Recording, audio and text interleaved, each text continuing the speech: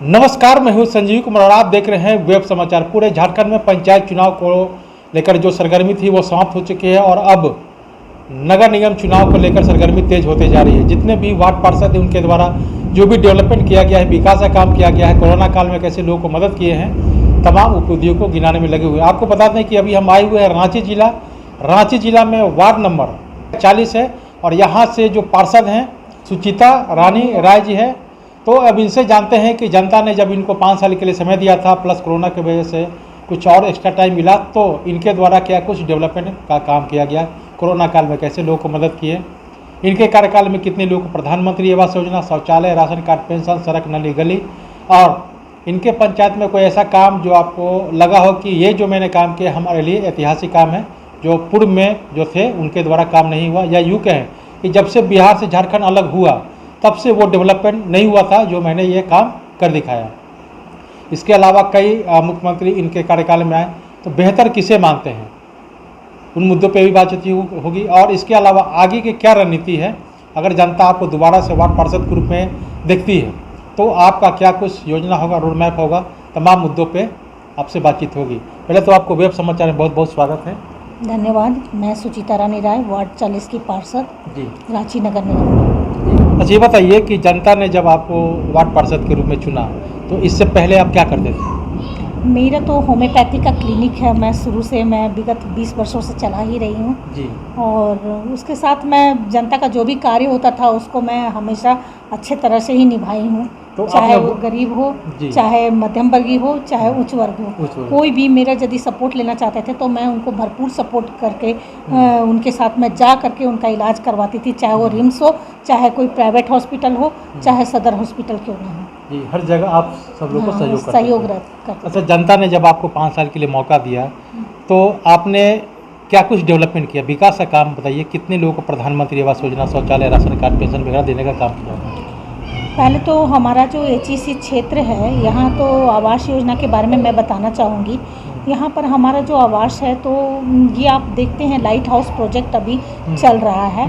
इसमें जो है जो लोग 5,000 देने में सक्षम थे वो इस लाइट हाउस प्रोजेक्ट में जा करके अपना जो है फॉर्म भर करके और 5,000 रुपये जमा किए। लेकिन बहुत सारे ऐसे लोग थे जो कि इसको नहीं कर पाए, जो गरीब गुरबा हमारा जो चयनित स्लम था वो सब स्लम में अभी कुछ काम नहीं हो पाया है, क्योंकि ये जो है हमारा जो है आनी भूसुर में घर मिलने का था गरीब को, तो वो आनी भूसुर परियोजना में भी इनको 7 लाख रुपया देना है। तो ये 7 लाख रुपया सुन करके ही ये लोग घबरा जाते हैं, क्योंकि हम जो हैंड टू माउथ है, किसी तरह कमाते हैं दिन भर और खाते हैं, उस तरह के लोग हम कैसे करके ये चीज़ जो है कर पाएंगे।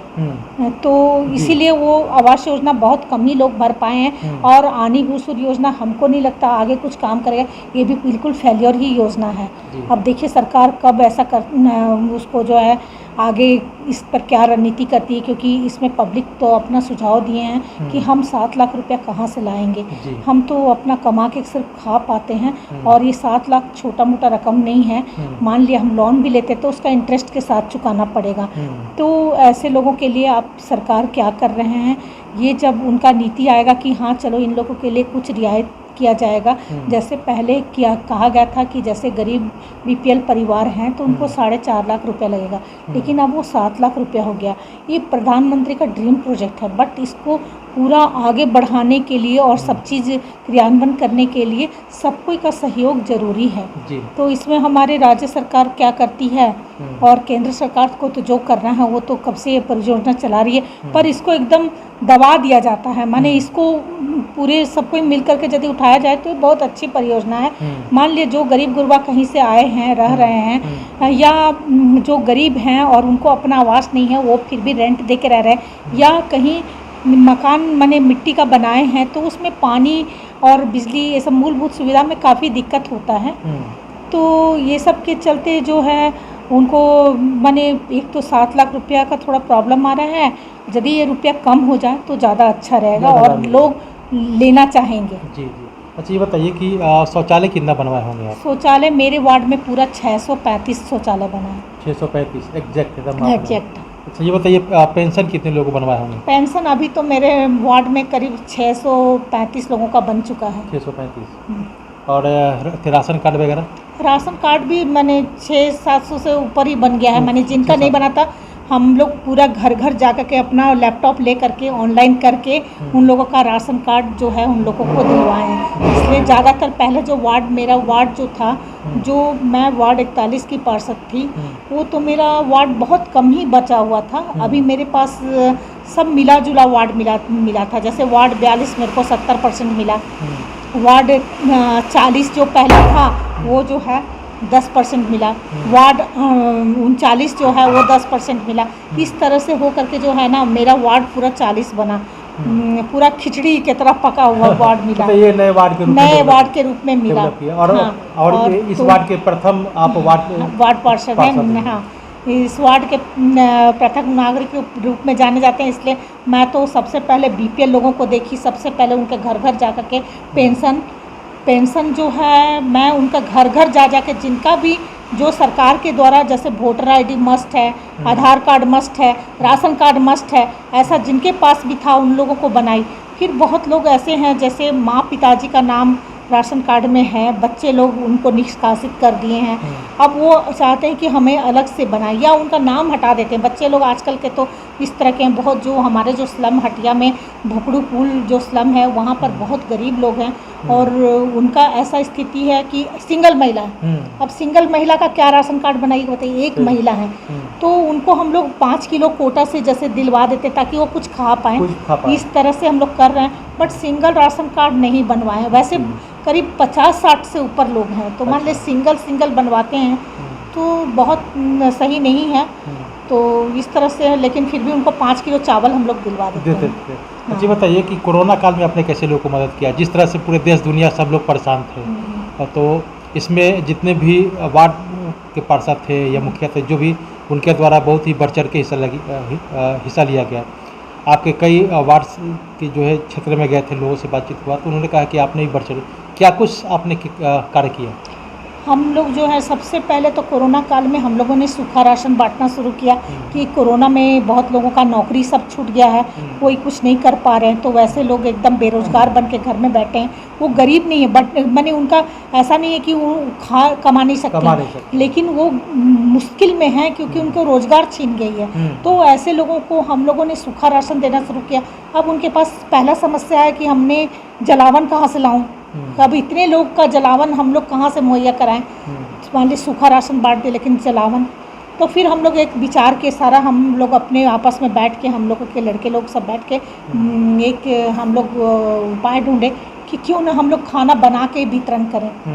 तो हमारा सबसे गरीब जो है स्लम जो है Hatia check post road number 4, इस पे जो है वहाँ के आसपास के जो एरिया के लोग हैं काफ़ी गरीबी जीवन बसर करते हैं, मतलब उनको कमाना है तो खाना है, इस तरह की स्थिति थी। तो हम लोगों ने उन लोगों को कलेक्ट किया और राशन बनाना खाना बनाना शुरू किया। और खाना बनाने में मेरे यहाँ पूरा 25 किलो का 6 बोरा चावल रोज़ बनता था। इसमें हमारे सांसद, विधायक और मेयर, डिप्टी मेयर सब कोई आए, सब कोई देखे कि किस तरह से लंगर लगता था और काफ़ी लंबा लाइन लगता था। रेलवे जो क्रॉसिंग है वहाँ से पुलिस मुख्यालय तक पूरा लाइन लगता था। इतना लंबा लाइन को हम लोग रोज़ खाना खिलाते थे। घट जाता था तो हमारे लड़कों में इतने जज्बा था कि वो लोग फिर खाना बनाते थे और उन लोगों को देते थे। और उन लोग का एक ही उद्देश्य था, एक खाना मेरा एक टाइम का खाना नहीं है, मैं जो खाना ले जा रहा हूँ आज रात को खाऊंगा और फिर उसके पानी में डाल के कल सुबह भी खाऊंगा, कल सुबह के लिए भी बचा के खाऊंगा, फिर कल के लिए फिर हम आपके पास आएंगे। ये बताइए कि आप महिला हैं तो महिलाओं के लिए आपने क्या कुछ काम किया? जैसे कई महिला है जो स्वरोजगार को लेकर के या कोई भी के पास नौकरी है, तो कैसे आप मदद करते थे? तो जैसे महिला का है, सबसे पहले स्वरोजगार की ओर हम लोग ज़्यादा ध्यान दे रहे थे।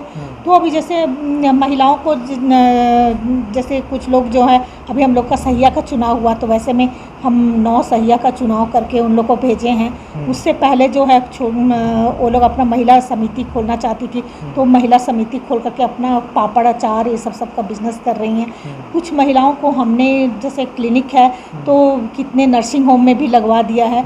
कुछ महिलाएं जो बहुत एजेड हैं उन लोग जैसे नहीं खा पाते थे। देखिए हमारे पास भी कुछ ज़्यादा नहीं है, लेकिन फिर भी मैं उन लोगों को जैसे चावल दाल सब्जी सब दे करके मैं उन लोगों को मैंने जीवन का रक्षा कर रही थी। ऐसे मेरे पास 5 बुजुर्ग महिला थी, बेचारी सबका डेथ हो गया है अभी इस बार जो है, कोई नहीं बची है। नहीं तो हम उन लोगों को विगत 10 सालों से कुछ चावल दाल आटा सब चाय पत्ती चीनी लोग आप सहयोग करते हैं। हाँ उसका जो है महीना में 1000 का हो 1200 का हो जो भी हो हम उनको देते थे, उससे वो बना के खाती थी। इस तरह से था। और महिलाओं के लिए जो हम लोग का बहुत बड़ा मुद्दा था यहाँ पर जो स्लम है उसमें शौचालय आप एचईसी क्षेत्र में नहीं बना पाते थे, वो शौचालय हम लोगों ने काफ़ी हद तक बनाया था। और शौचालय हर घर घर में बना करके कम से कम वो लड़की लोग जो बाहर नहीं जाके वो अपने घर में ही जाती थी।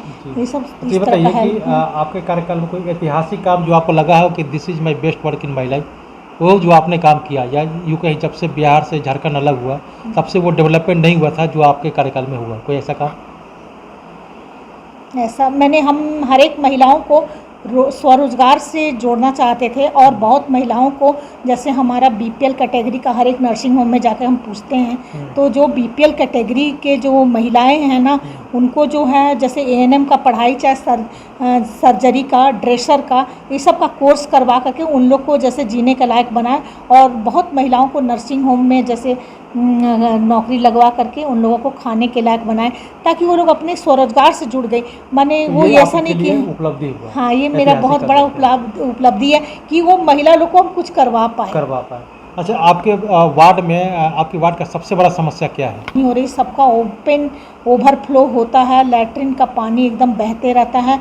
और ज़्यादातर लोग जो है सीवरेज का पानी को कैसे निकालेंगे किस तरह से कराएंगे, एचईसी के पास कुछ सुविधा ही नहीं है जो कि वो उसको साफ़ करे कुछ करे। नगर निगम से चैम्बर साफ गाड़ी मंगवा कर चैम्बर खिंचवाते हैं, फिर उसमें इतना मिट्टी रहता है, फिर एचईसी को बुला कर करवाते हैं। इस तरह से हम लोग काम कर रहे हैं। ये समस्या है। अच्छा बताइए कि आप हम लोगों के यहाँ सबसे बड़ा बात है ना कि हम लोग इतने बड़े वार्ड के पार्षद हैं, चाहे वार्ड 40 हो चाहे कुछ हो, हम लोग अर्बन क्षेत्र के पार्षद हैं। और एचईसी क्षेत्र में हमारे लिए कोई कार्यालय नहीं दिया जाता है। ये बहुत माने दर्द की बात है। हम जब भी कार्यालय होना चाहिए कम से कम।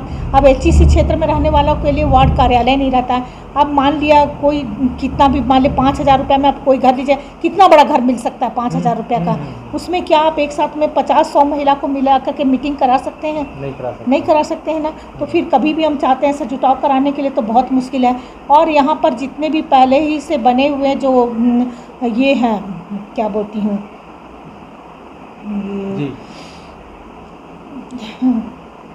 सीवरेज पर नहीं यहाँ पर पहले से ही जो बना हुआ है क्या सरकारी जो क्या पैच। हाँ बोलिए। अभिषेक देखिए ये जो क्या बना हुआ है जिसमें लोग बेचता है सरकारी जो बना हुआ है समुदायिक भवन। यहाँ सामुदायिक भवन जो है वो भी अपने यूज़ के लिए। हाँ तो क्या बोल रहे थे, क्या बना हुआ है? सामुदायिक भवन। सामुदायिक भवन जो बना हुआ है मेरे वार्ड में 3 सामुदायिक भवन हुआ है जो लोग अपने लिए ही यूज़ करते हैं। माने कुछ लोग के चंगुल में ही रहता है जिसमें कि आप कोई कार्यक्रम भी करना चाहे तो नहीं कर पाएंगे। तो सबसे बड़ी समस्या ये है। तो उस चंगुल से आप फ्री नहीं करवाते हैं? कैसे किसी को बोलेंगे, सब तो बोलेंगे कि यहाँ सुबोधकांत सहायक आदमी है हम, भाई हम लोग अपने बनवाए हैं। इस तरह से होता तो हम लोग वो जो सामुदायिक भवन को ये भी तो सरकार की हो गई ना, तो किसी का व्यक्तिगत कैसे हो जाएगा? सरकार की हो गई लेकिन सब व्यक्तिगत कब्जा है सब पे। अच्छा, तो इसके लिए आप सरकार के पास डिमांड नहीं किए? नहीं, हम लोग अपने निगम क्षेत्र में तो निगम में जो हमारा जो बोर्ड होता है उसमें बोलते हैं, बस उससे ज़्यादा हम लोग नहीं करने का कोशिश करते हैं। हमारा बोर्ड ही तय करे ना इसको क्या करना है नहीं करना है। जब हमारा बोर्ड सर्वापरी है तो बोर्ड से ये निर्णय लिया जाए ना कि इसको क्या करना है, इस चिट्ठी को हम कहाँ भेजें नहीं भेजें। अच्छा ये बताइए कि इसके अलावा जो है आगे की क्या रणनीति है? अगर जनता आपको दोबारा से मौका देती है तो क्या कुछ सोचे हुए इस वार्ड के डेवलपमेंट? अभी हम सबसे पहले तो अपने जो गरीब बच्चे थे जैसे बीपीएल के बारे में वो लोग को जानकारी नहीं था, जो अपने राशन कार्ड से पढ़ सकते थे, ऐसे जो बच्चे हमेशा गुल्ली डंडा खेलते रहते थे इधर उधर जाके, हम तो देखते थे मेरे क्लिनिक के पीछे लोग ये जो आजकल डेंड्राइट चला हुआ है ना, वो डेंड्राइट पी करके लोट पोट करके पूरा थूक वूक निकालते रहता था। हम इतना शुरू में नहीं समझ पाए, लेकिन बाद में देखे कि बहुत बच्चे ऐसे करते हैं। वैसे सब बच्चे को हम उधर आस-पास के जितने भी स्कूल हैं, सब वो बीपीएल परिवार के बच्चे को एडमिशन करा के कम से कम आज वो लोग पढ़ रहे हैं वो बच्चे। ये बहुत अच्छा लगा और सबसे पहले वो बीपीएल परिवार का ज़िंदगी अच्छा हो और उनके भी बच्चे पढ़े लिखे, उनको भी अच्छा ज़िंदगी मिले। सबसे पहले तो हम शिक्षा के क्षेत्र में ही चाहते हैं कि शिक्षा जैसा चीज़ कुछ नहीं है जिससे इन काले अक्षरों में बहुत चीज़ लिखा रहता है और कोई क्या बन जाएगा कोई नहीं जानता है, लेकिन उनको जो है घर से उनको स्कूल तक कैसे जाना है ये चीज़ हम लोगों ने तय किया। और तय किया है कि अगर जनता आगे मौका देती है, आगे मौका देती है तो सबसे पहले अच्छा, अभी मैं कर ही रही हूँ, जी, कर ही रही हूँ। उन लोग को ज़बरदस्ती मैं बीपीएल बच्चे को स्कूल में ले जा के मैंने स्कूल में एडमिशन कराई हूँ बहुत बच्चे को। और मैंने इस एरिया में पूरा मैंने ही पहले शुरू किया ये बीपीएल बच्चे को स्कूल तक पहुँचाना।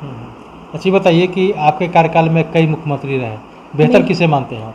मेरे कार्यकाल में तो सबसे पहले तो देखे शिबू सोरेन थे, शिबू सोरेन थे, हेमंत सोरेन पहले थे। हाँ। फिर उसके बाद ये आए रघुवर दास जी आए, फिर हेमंत सोरेन जी आए। तो हम तो सबसे अच्छा रघुवर दास को ही मानते हैं जिनके कार्यकाल में मेरा रोड नाली शौचालय सारा चीज़ बना। अभी हम लोग भी जैसे 70 सालों से जो रोड नहीं बना था, देखिए मेरे वार्ड का सबसे बड़ा काम ये भी है, माने यदि पब्लिक से हट के यदि ये बताएं तो ऐतिहासिक काम ये है कि जो रोड मेरा 68 सालों से नहीं बना था, आज रघुवर दास के समय में उन रोडों का मैंने शिलान्यास किया और उनको बनवाया, वैसा बनवाया। वैसा करीब मेरे वार्ड में पूरा योजना पहले 3 लाख और 5 लाख का 5 करोड़ का योजना जो है उस तरह का मैंने बना है। और जो 5 करोड़ की योजना से मेरे वार्ड में ज़्यादातर रोड सब मैंने बड़ा रोड सब बन गया है, लेकिन अभी भी कुछ बाकी है। उसके लिए हम लोगों ने सरकार से मदद मांगा, लेकिन नगर विकास विभाग से अभी तक हमारा कोई स्वीकृति नहीं आया। जी, तो आप सरकार से मांग करते हैं कि उसको स्वीकृत किया जाए ताकि इस वार्ड के मतलब डेवलपमेंट वार्ड के विकास के लिए क्या है। अभी बहुत सारा चीज़ ऐसा है जैसे पानी का, पहले पानी के लिए काफ़ी मुश्किल होता, चापाकल ही है तो लोग सब कोई हैंडपम्प नहीं चला सकते हैं ना। जैसे आजकल ज़्यादातर लोगों को हार्ट का प्रॉब्लम, थायराइड का प्रॉब्लम, इसके चलते लोग बहुत चीज़ नहीं कर पा रहे हैं। तो हम लोगों ने अभी जो मिनी एचवाईडीटी जो है ये वार्ड में काफ़ी अच्छा से काम कर रहा है और इसको जगह जगह लगा दिए हैं। उससे काफ़ी अच्छा पानी का सुविधा सबको मिल रहा है, बहुत सुविधा मिल रहा है। जो बहुत दूर दूर से लाना पड़ता था बाल्टी ढोकर, अब कम से कम स्विच दावे चल रहा है और पानी जो है घर में मिल रहा है, ये बहुत बड़ी बात है। तो आपने सुना कि जिस तरह से वार्ड पार्षद हैं